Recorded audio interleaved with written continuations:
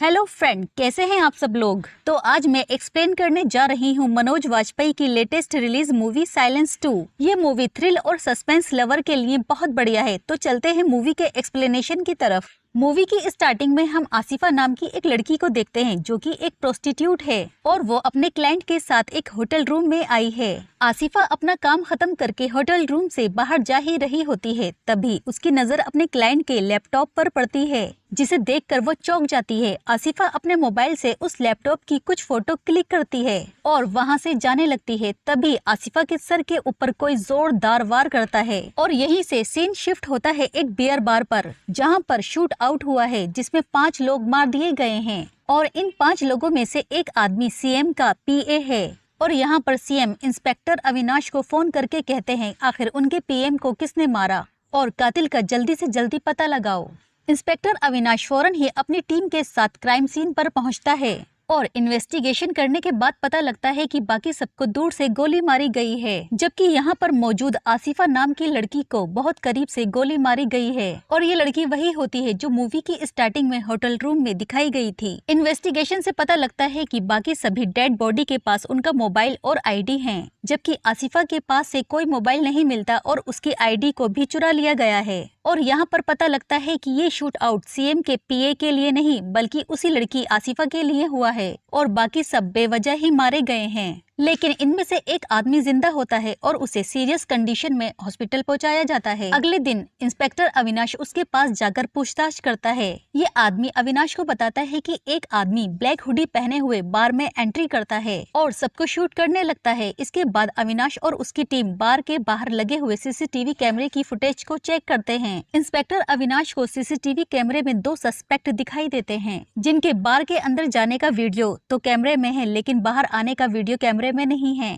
इसका मतलब ये है कि वो दोनों बियर बार से पीछे के रास्ते से बाहर निकले हैं। इसके बाद आसिफा की डेड बॉडी का पोस्टमार्टम किया जाता है और उसकी ऑटोप्सी रिपोर्ट से पता लगता है कि आसिफा एक कॉल गर्ल थी और उसकी फिंगरप्रिंट से उसका नाम और एड्रेस पता लगाया जाता है। आसिफा भोपाल की रहने वाली थी। इंस्पेक्टर अविनाश अपनी इन्वेस्टिगेशन को और ज्यादा फास्ट कर देते हैं और पता लगता है कि आसिफा अपने फ्रेंड इरफान के साथ बियर बार में गई थी और इरफान भी शूट आउट में मर चुका था। अब अविनाश इन दोनों के सोशल मीडिया अकाउंट को चेक करते हैं और वहां से पता लगता है कि इनका एक और फ्रेंड है जिसका नाम रिजवान है। अब इंस्पेक्टर अविनाश की टीम रिजवान और आसिफा के घर का पता लगाती है। अविनाश की पूरी टीम आसिफा के घर पर पहुंचती है तो वहां जाकर देखते हैं कि आसिफा का घर पूरी तरह से बिखरा हुआ है, जैसे वहां पर उनके आने से पहले ही कोई आया है। वो सब पूरे घर की अच्छी तरह से तलाशी लेते हैं तो उन्हें वहाँ पर एक कोरियर की रिसिप्ट मिलती है। उस कोरियर को आसिफा ने अपनी माँ के पास भेजा था। इंस्पेक्टर अविनाश अपनी टीम के साथ आसिफा की माँ के पास जाते हैं और वहाँ पर उन्हें पता लगता है कि उस कोरियर में एक पेन ड्राइव है और अब उस पेन ड्राइव को चेक किया जाता है तो उसके अंदर एक मरी हुई लड़की का फोटो होता है। फोटो देखकर अविनाश को याद आता है कि जयपुर में तारा नाम की लड़की का मर्डर हुआ था और फोटो में वही लड़की है और ये लड़की भी प्रोस्टिट्यूट है। यहाँ पर इंस्पेक्टर अविनाश को लगता है कि आसिफा को शायद तारा के मर्डरर का पता लग चुका होगा और इसीलिए तारा के कातिल ने ही आसिफा को मार दिया होगा। अब जयपुर पुलिस भी आसिफा और तारा के कातिल की तलाश में लग जाती है। इसके बाद इंस्पेक्टर अविनाश रिजवान को बुलाता है पूछताछ के लिए, लेकिन उससे कोई भी खास इन्फॉर्मेशन हासिल नहीं होती। अब इंस्पेक्टर अविनाश को आसिफा के सोशल मीडिया अकाउंट की चैट हिस्ट्री से पता लगता है कि उसने कुछ दिन पहले राजीव और समीक्षा से बात की थी। इंस्पेक्टर अविनाश अब राजीव के पास इंक्वायरी के लिए जाता है। राजीव इंस्पेक्टर अविनाश को बताता है कि आसिफा से उसकी मुलाकात एक पार्टी में हुई थी और आसिफा उसे बहुत अच्छी लगी थी और तभी से वो उसका क्लाइंट बन गया था। इसके बाद सीन शिफ्ट होता है प्रिया नाम की एक औरत पर, जो एक घर के अंदर 2 लड़कियों को लेकर आती है और उस घर में एक लड़की जिसका नाम रिमझिम है पहले से ही कैद होती है। प्रिया उन तीनों को बताती है कि अब उनका ऑडिशन होने वाला है और अब वो इस ऑडिशन के बाद स्टार बन जाएंगी। प्रिया सभी लड़कियों से उनके मोबाइल ले लेती है लेकिन रिमझिम अपना मोबाइल छुपा लेती है। इसके बाद हमें अर्जुन नाम के एक साइको आदमी को दिखाया जाता है और उसके पास गौरव नाम के लड़के का फोन आता है जो बैचलर पार्टी के लिए वर्जिन लड़कियां अरेंज करने के लिए कहता है। इसके बाद सीन शिफ्ट होता है समीक्षा नाम की एक लड़की पर और समीक्षा को आसिफा ने मरने से पहले फोन किया था। इंस्पेक्टर अविनाश समीक्षा से पूछताछ करते हैं तो समीक्षा बताती है कि आसिफा आशु नाम के एक आदमी के लिए काम किया करती थी और आशु को आज तक किसी ने भी नहीं देखा था। वो बताती है कि लड़कियों को हीरोइन बनने का सपना दिखाकर उन्हें प्रोस्टिट्यूट बनाया जाता है और जबरदस्ती उन्हें क्लाइंट के पास भेजा जाता है। लेकिन समीक्षा बताती है कि उसे इस दलदल में उसकी माँ ने ही फेंका था और वो इस दलदल से कभी भी बाहर नहीं निकल पाई है। अब इसके कुछ दिन बाद का सीन दिखाया जाता है जहाँ पर हम देखते हैं कि समीक्षा का भी मर्डर हो चुका है। इसके बाद समीक्षा के घर की भी तलाशी ली जाती है तो उन्हें वहाँ पर जयपुर की फ्लाइट का टिकट मिलता है और यहाँ पर इंस्पेक्टर अविनाश को फिर से डाउट होता है कि क्या कहीं फिर से जयपुर में लड़कियों की सप्लाई तो नहीं की जा रही है। और अब वो उस फ्लाइट की टिकट लिस्ट को चेक करते हैं तो पता लगता है कि 14 से 15 लड़कियां इस फ्लाइट से जयपुर जाने वाली हैं और ये सभी लड़कियां टीन एजर हैं। इसके बाद इंस्पेक्टर अविनाश फौरन ही अपनी टीम को एयरपोर्ट की तरफ भेजता है, लेकिन उनके पहुंचने से पहले ही वो लड़कियां एयरपोर्ट से निकल चुकी थीं। इसके बाद इंस्पेक्टर अविनाश अपनी टीम के साथ जयपुर एयरपोर्ट पहुंच जाता है और दूसरी तरफ उन लड़कियों के फोन को ट्रैक करने की कोशिश की जा रही होती है।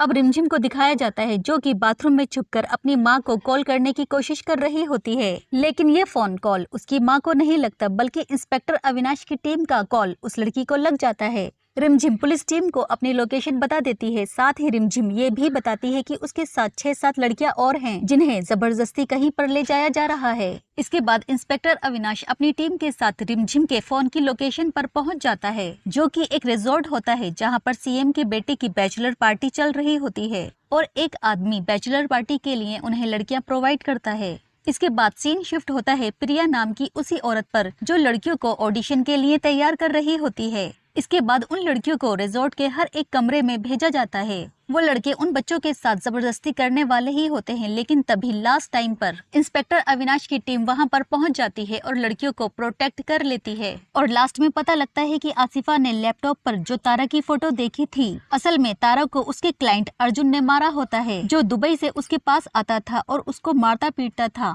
और उसी ने तारा को पीटते पीटते जान से मार दिया था। असल में अर्जुन एक साइको था और उसको सेटिस्फेक्शन लड़कियों को चोट पहुंचाकर ही मिलता था। और यहाँ पर आसिफा ने उसके लैपटॉप से फोटो क्लिक कर ली थी और समीक्षा को एक मैसेज किया था, जिससे अर्जुन को ऐसा लगा कि आसिफा ने समीक्षा को सब कुछ बता दिया है और इसीलिए अर्जुन ने आसिफा और समीक्षा को जान से मार दिया था। इसके बाद इंस्पेक्टर अविनाश अर्जुन और प्रिया की तलाश में लग जाता है। प्रिया अविनाश को बताती है कि रिजवान आशु के लिए काम करता था, रिजवान ही मार्केट से पैसा कलेक्ट करता था।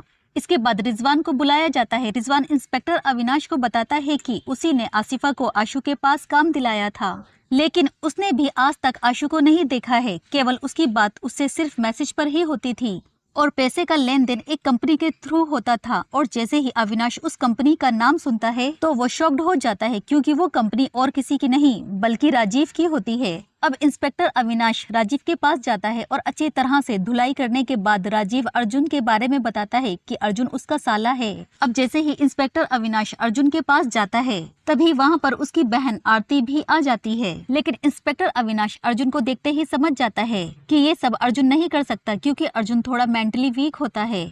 अविनाश आरती से पूछताछ करता है कि क्या तुम जयपुर गई थी? आरती बताती है कि नहीं, मैं जयपुर नहीं गई थी बल्कि बेंगलुरु गई थी। और अर्जुन के बारे में पता लगता है कि अर्जुन तो कभी बाहर जाता ही नहीं है। इंस्पेक्टर अविनाश आरती को बताता है कि अगर तुम बेंगलुरु गई थी तो जयपुर के हाईवे पर तुमने टोल टैक्स कैसे भरा और वहाँ के सीसीटीवी कैमरे में तुम्हारी गाड़ी की फुटेज भी है। अविनाश आरती को बताता है कि तारा की डेड बॉडी के नाखून से जो बाल मिला है उसकी डीएनए रिपोर्ट से पता लगता है कि वो बाल तुम्हारा है। इसके बाद आरती अपने सभी गुनाह कबूल कर लेती है और वो बताती है कि असल में वही आशु है। आरती बताती है कि वो एक लेस्बियन थी और बचपन से ही उसके पिता उससे नफरत करते थे और उसके पिता ने सारी प्रॉपर्टी उसके भाई अर्जुन के नाम कर दी थी और तभी से आरती बहुत ज्यादा पैसा कमाना चाहती थी, जिसके लिए उसने ये काम शुरू कर दिया था। लेकिन एक दिन आसिफा को उसके बारे में पता लग चुका था और इसीलिए आरती ने आसिफा को मारने का प्लान बनाया था और आसिफा को मारने के लिए उसने रिजवान को ग्रे कलर की हुडी में भेजा था।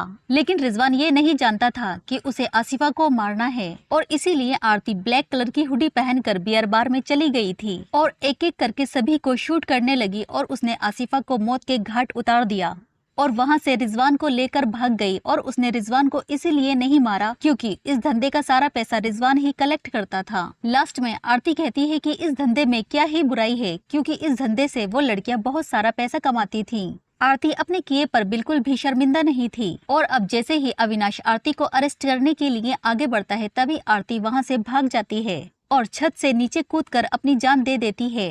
यहाँ पर इंस्पेक्टर अविनाश इस केस को सॉल्व तो कर देता है, लेकिन वो मुजरिम को पकड़ नहीं पाता और यहीं पर इस मूवी का एंड हो जाता है। फ्रेंड्स, आपको इस मूवी का एक्सप्लेनेशन कैसा लगा कमेंट बॉक्स में जरूर बताएं। साथ ही मेरे चैनल को सब्सक्राइब करें और वीडियो को लाइक करें ताकि आने वाली वीडियो के नोटिफिकेशन आपको मिलते रहें।